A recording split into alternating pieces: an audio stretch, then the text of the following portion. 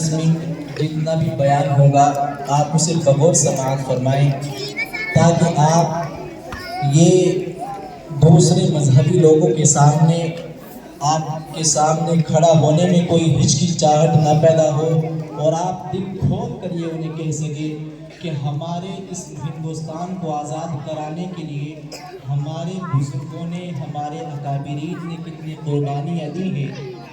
تو آپ یہ انہیں منہ پہ کہہ سکے، آپ کو کوئی گھبراہٹ نہ ہو۔ تو اس کے لیے صرف 5 یا 10 منٹ میں آپ کو لوں گا اور آپ کو بتاؤں گا کہ ہمارے اکابرین نے، ہمارے علماء دیوبند نے اس آزادی کے وقت میں کتنا اپنا خون بہایا ہے۔ تو سبھی سے میری گزارش ہے کہ سب سے پہلے آپ خاموشی کے ساتھ چپ ہو جائیں اور خاموشی کے ساتھ اس کو سنیں، انشاءاللہ بہت فائدہ ہوگا اور آپ کو پچھلی تاریخ سے لے کر اب کی تاریخ تک یہ اندازہ ہو جائے گا کہ ہمارے ملک کو آزاد کرانے کے لیے کس کس طرح کی قربانیاں دی گئی ہیں۔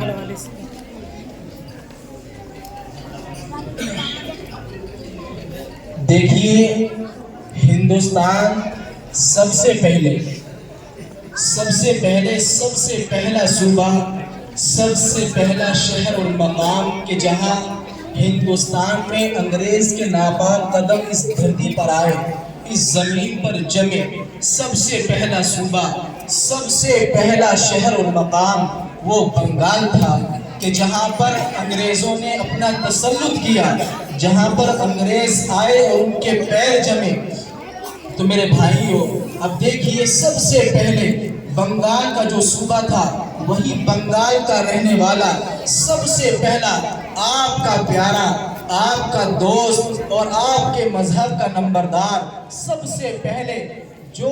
انگریزوں کے سامنے کھڑے ہو کر بات کرنے والا اور انگریزوں کی آنکھوں میں آنکھیں ڈال کے انگریز کو للکارنے والا، آپ کا پیارا، آپ کا دوست اور آپ کا مذہب کا ماننے والا جناب سراج الدولہ تھا کہ جس نے سب سے پہلے کھڑے ہو کر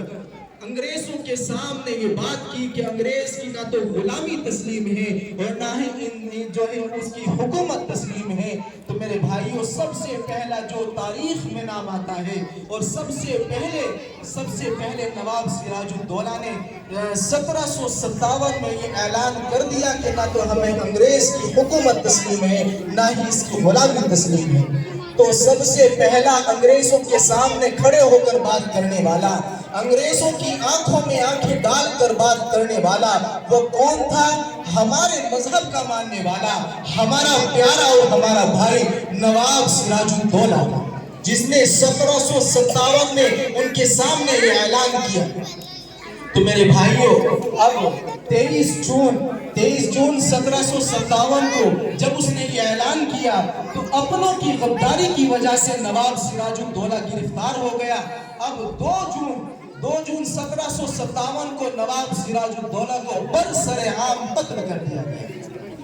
تو یہ سب سے پہلی تاریخ ہے نواب سراج الدولہ کی کہ سب سے پہلے جس نے اس ہندوستان کے خلاف جو ہے اس انگریز کے خلاف جو لڑائی لڑی اور جو سب سے پہلا سر جس کا اٹھا وہ نواب سراج الدولہ ہے۔ 1757 میں اس نے اعلان کر دیا۔